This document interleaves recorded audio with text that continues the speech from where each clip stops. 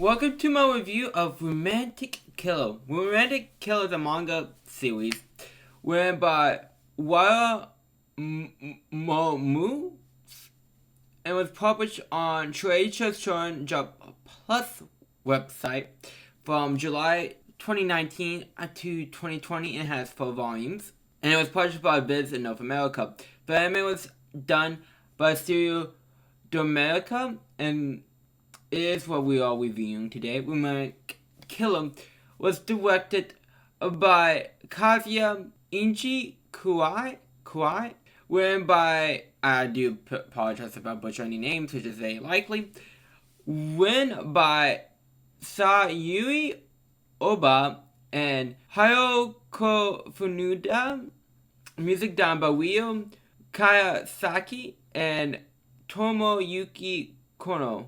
VOP is Wam plus Kiwa by Yuika, and the ending is Romantic Love When La Cha Me Se Ka by Mariko Kazuma. I like both songs a lot. I prefer the ending. I feel like it's never the case so far in terms of the reviews we have done. But hey, I think maybe did Jujutsu Kaisen season 1? I can't remember what I said on that. But I'm think about what ending I said it was my favorite for the first ending, if I'm not mistaken. But tomorrow. The point is that the ending is my favorite. And then real quick, I want to go over the VAs. Anzu is played by Wen Takahashi, who I do not do this on purpose, but I feel like it's basically in a lot of reviews that I do, because she plays Ai from Oshinoko, Sumi from When Girlfriend, Wen from Kenjo, Megumi from Konosuba, Amelia and Stella from Re:Zero, and Liv from Amaya How Recently Is Mysterious. I said that fast. This can be a painful error for words, but there you go. It's like I feel like I've said or gone over her so many times. Not that she doesn't deserve for recognition. She's a very talented voice actress. It's just I feel like I've said her name like 20 billion times.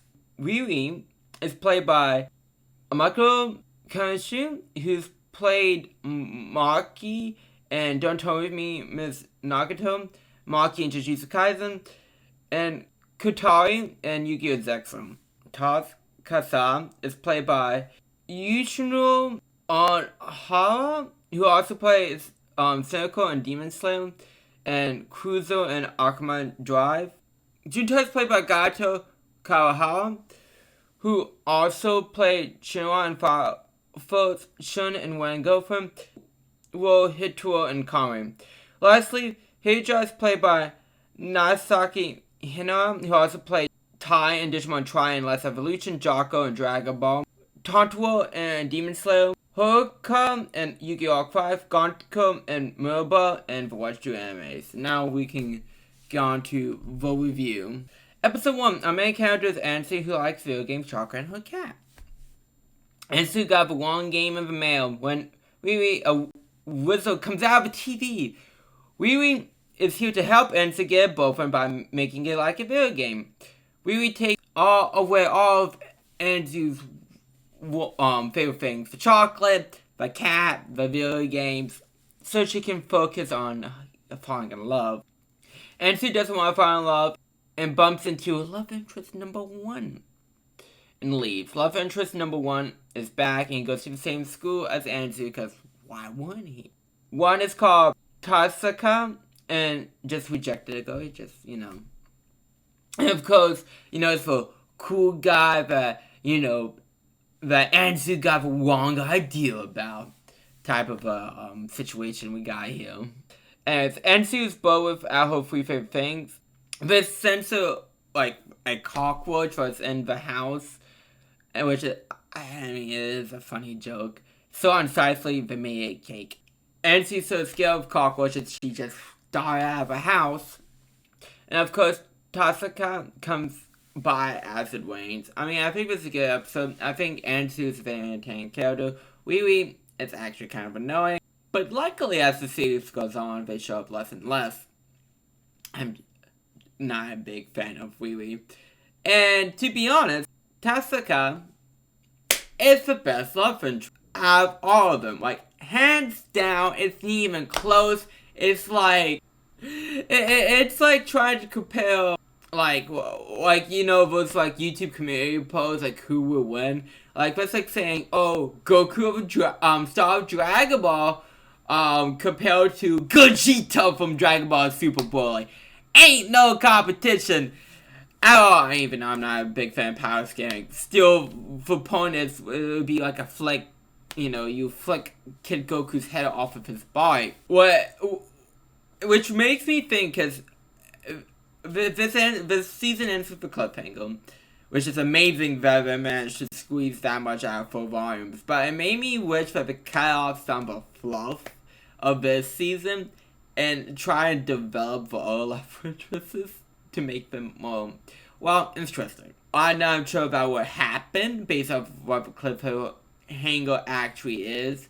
It feels very clear to me, but Tasuka is the one that Anzu's gonna end up with. Like, no joke, it's even funny. If it's someone else, it just feels out of place and, like, out of nowhere. Again, I know I'm getting ahead, way ahead, but like, it's just, again, it's no competition. I mean, we get to the guys, I mean, like, and these tropes and stuff, but they made Tasuka have a trope, but they made him interesting on top of said trope.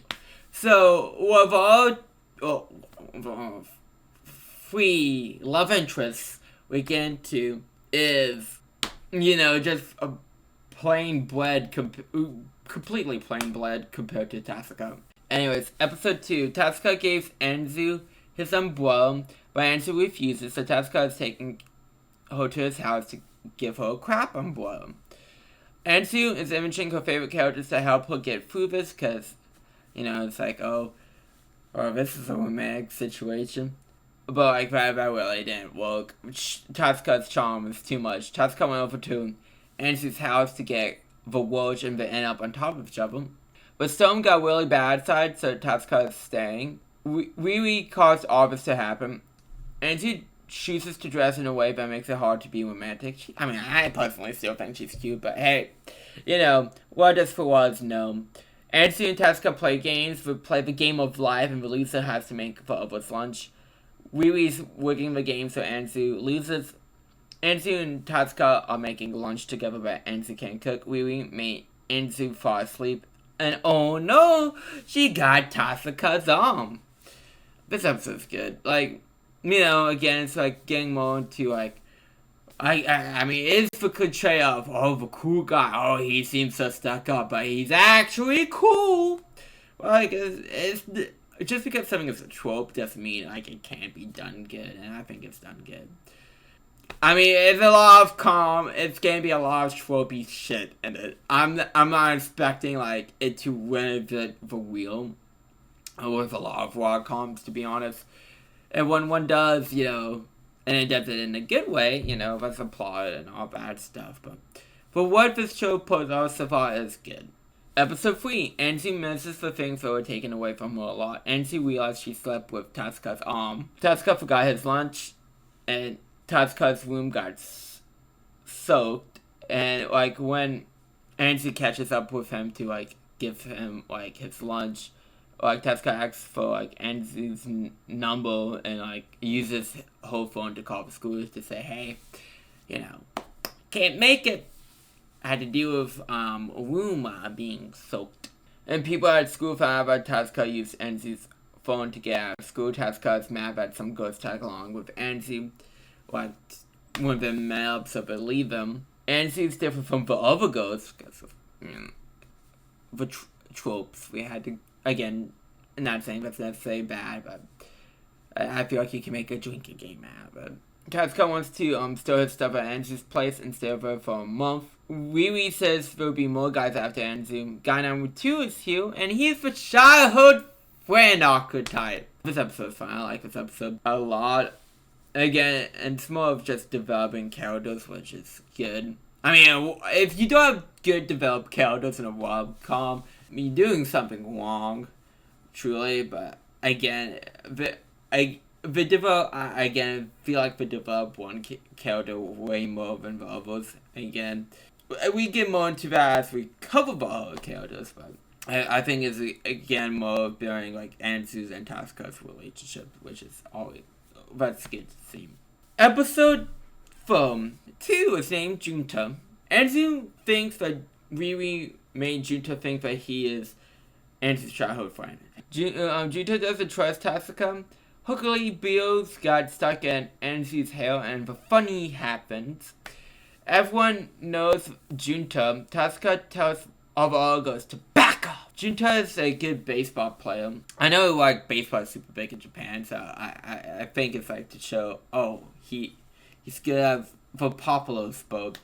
I mean I'm sure there's a popular. Of course, there's all popular sports in Japan. It's not like it's just one. Cause I'm sure soccer's big there too. Soccer's like big everywhere besides like America. I feel like. I don't know. I'm not a sports person. All I know is ball needs to go typically to the other side. But anyways, Tasaka's also very smart. Anzu had lunch with Tasaka and his friend. The girls from the last episode want to talk to Anzu to grill her about Tasaka and wants Anzu to like set them up with Tasaka. Anzu says no, and a new person who's just really shows up to break this up. This episode's okay. Again, Junta's not interesting.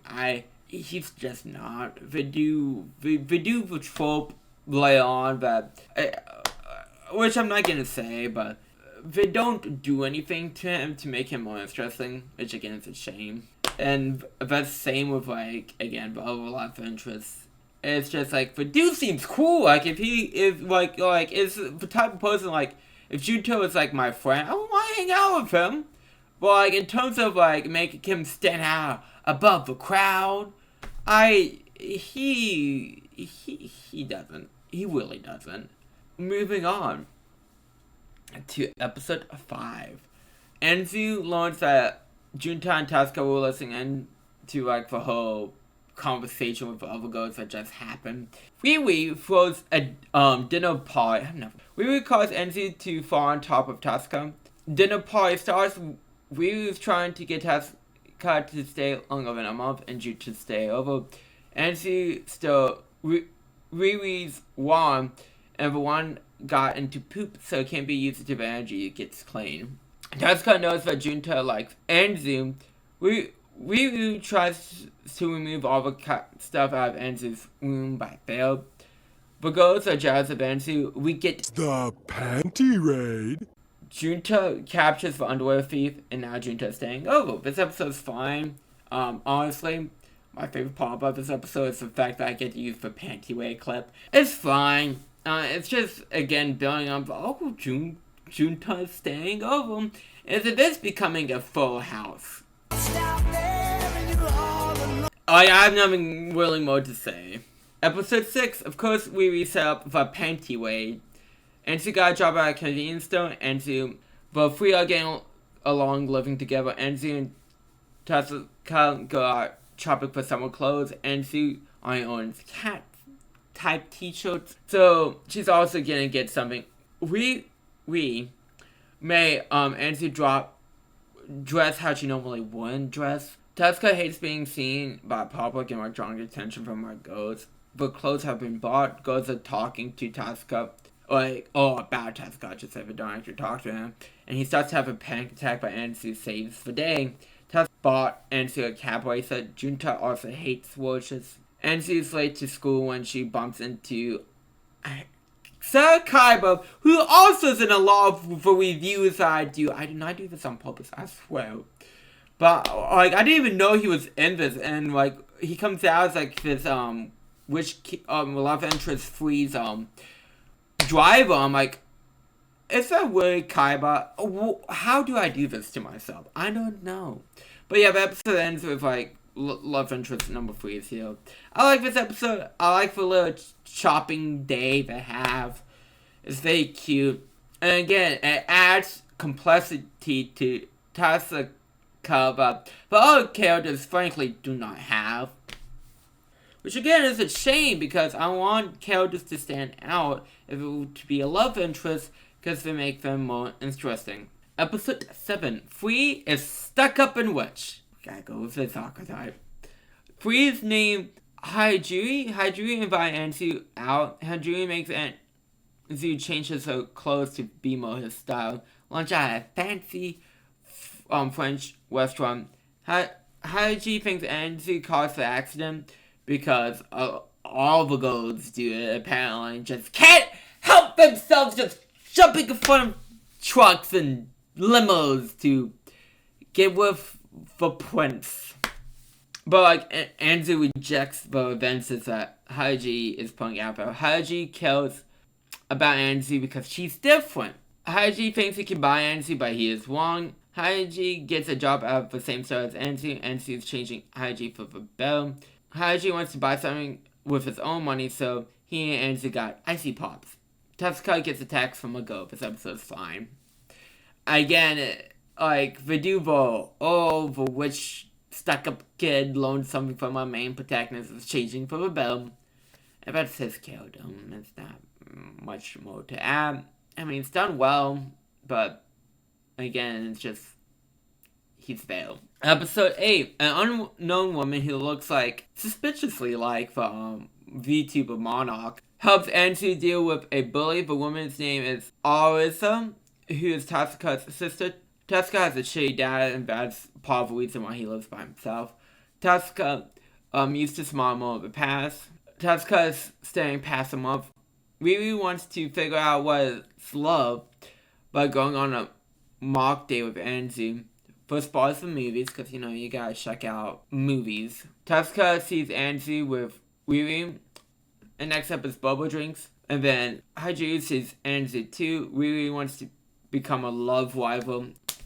I don't like them. I don't. I find them annoying, and yeah, so. But the rest of the day went well. Junta sees Riri kissing Anzu on the cheek. Episode 9. Anzu saw some old friends. Junta used to be the childhood friend, but Anzu didn't recognize that first, and now she put for two together, like the mayor how recently it's mysterious. The old friends see Junta think, of course, he's cute. The old friends are having a reunion for elementary school. Ruru can't fake emotion, so what Junta feels is real. The reunion is at bowling. The losers had to say the name of the first crush. El Hockey was next, then karaoke. One of the guys are jealous of Junta because he has a crush on Anzu. Then Anzu rejects the dude. This episode's fine. I mean, again, it introduces another love interest, I guess, technically. But he's also bowling, so I guess there's 5 love interests, but they play as a joke, and the show itself doesn't treat him as a real love interest. But he's failing, technically, I guess he counts. Moving on. Again, but this is a Junta focus episode, and I don't feel like I know Junta, but I feel like, that's silly of Anzu for not recognizing or not knowing Junta's real name and just going by the childhood nickname. I don't have too much to add about it. Episode 10, Summer Break, starts tomorrow as Anzu gets used to all the blows around her. Saki, Anzu's friend, that's been throughout the show, but I'm now mentioning for the first time, comes to spend the night because her brother kicked her out. Saki thinks her and Tatsuka get dragged into trouble a lot. Anzu cannot tell Elvis about Riri. Anzu stood up for Saki multiple times in the past as for friends, including just a scummy guy situation. And it's the festival episode, so we get some festival fun. And Saki sees the others other than Anzu are good friends with her, like Tatsuka's friend stood up for her when the guy from her past was being just coincidentally bumped into him as being shady. Really, the important part of this episode is the stinger, I guess, the lead into the next episode when we learn that someone's after Tatsuka. Above that, this episode's fine. It's the episode focused on Saki, really. And I'm not saying that focus on Anzu's friend isn't important. It just feels not weird, But like, there's a strong focus of like, oh, this is why I hang out with Anzu. This is why Anzu's a good person. But it's like, we already got that impression from Anzu. So it kind of feels like half the point of a flashback is pointless. But I do like that they try to flesh out more of Saki's past and Anzu's like relationships other than the love interest. So I do appreciate from that aspect. Episode 11. Heijin and Anzu are at K because Heijin wants Anzu, a woman named Yuka, introduced herself to Anzu after the K and said she's been dating Tasuka. Anzu realized something isn't right, and Yuka says that she found Tasuka thanks to social media. Anzu defends Tasuka. Yuka is a stalker. Yuka is the main reason why Tasuka lives by himself. She was like buying clothes for him and shipping it to like where he lives. And Yuka is like wasn't a stalker because she drugged him and then took his phone and started posting that they were together online. Like she walked into his house. Like she's, to put it bluntly, not right in the head. Like completely insane. And Tasuka was the only one nice to him. That's out of his obsession. Yuka hired people to kill Anzu, but Junta and everyone say so. Riri says that he will remove Tasuka as a love interest if Anzu is in danger, so she throws everyone into poop. Yuka shows up at Anzu's work and brought a knife. This is a good episode. Again, this is the depth that they give Tasuka that they don't give like the other characters. Because like, I really like the explanation of why he's, like, shy around and goes. I mean, shoot, if, like, a person was that big of a stalker to anyone, I think that would, like, fuck anyone up like that 100%, because that's just scary, to put it blunt. And the show does give it, that for proper, like, with no jokes, no nothing like that. Which is good, because, you know, all of the show, the panty weight guy, you know, but for laughs and giggles. And I do appreciate it taking, like, I guess, having more, a situation, like, as a creeper play up a bit from us, but when they need to take it serious, they can take it fully seriously. Well, episode 12, Anzu got, and also, it feels it feels like this could really happen. Which a plot of the show doesn't feel like overly played up. And which also makes this horrifying in its own way because of that. But like it doesn't feel like, oh okay, this feels too over the top or anything like that. No, it feels like this could happen to anyone. And again, that adds creepiness to it. Episode 12, Anzu got slashed on her forehead. Everyone's looking for Anzu. Tasuka was the one to find her. Tasuka sends up to Yuka, but she's in her own little world. Anzu stands up to Yuka as the police shows up. Tasuka's dad really is a shitty person because he blames Tasuka for being stalked. But Anzu stands up for Tasuka. We reflect on how Anzu's always having Tasuka. Yuka has a powerful family, but that's nothing for her job to take care of. And also, like, Yuka's mom, like, also blames Tasuka for, like, making her daughter fucked up in the head. But, like, which brings in an interesting topic of, like, her mom not, like, enabling this behavior, basically, because she's not helping out her daughter, who clearly needs help. Which is no shame of, like, people who need help, like, mentally. But she's not helping her daughter at all. She's just like, well, it's everyone else's fault that my daughter is messed up. If they're like, I don't know, take her to see a therapist or something. I don't know. Start with that. And then move on from there. I'm just throwing out suggestions. But, like, her mom enables this behavior, but, like, because I forgot, it's like, her brother, the mom's brother, like, works in government. I think it was like, and it was trying to sweep this case under the rug. Again, if it wasn't for Hija's family ties, you know, it would have. So, Ryu visits Yuka. Ryu leaves Anzu we made Yuka give a Dango Wumba starting pack bonus, aka Amnesia. Anzu got her stuff back. Tatsuka likes Anzu. Anzu got a new wizard named Katie. And Tatsuka and Junta season 2 of The Truth comes out. Yuta used magic for personal reasons to protect Anzu, so they can't come back. Due to loopholes, Anzu got Ruru back by saying, that there are potential love interests.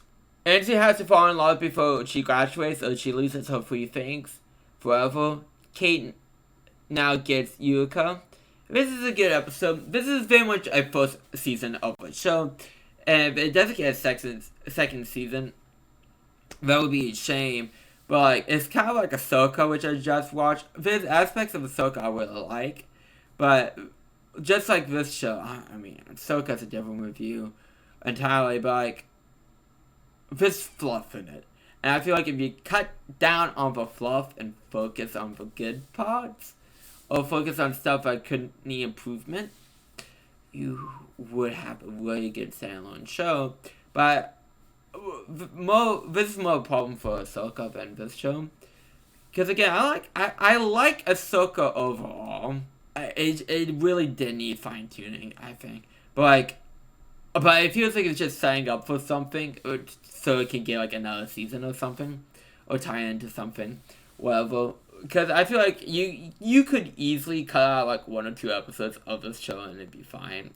And like you wouldn't lose too much of anything at all.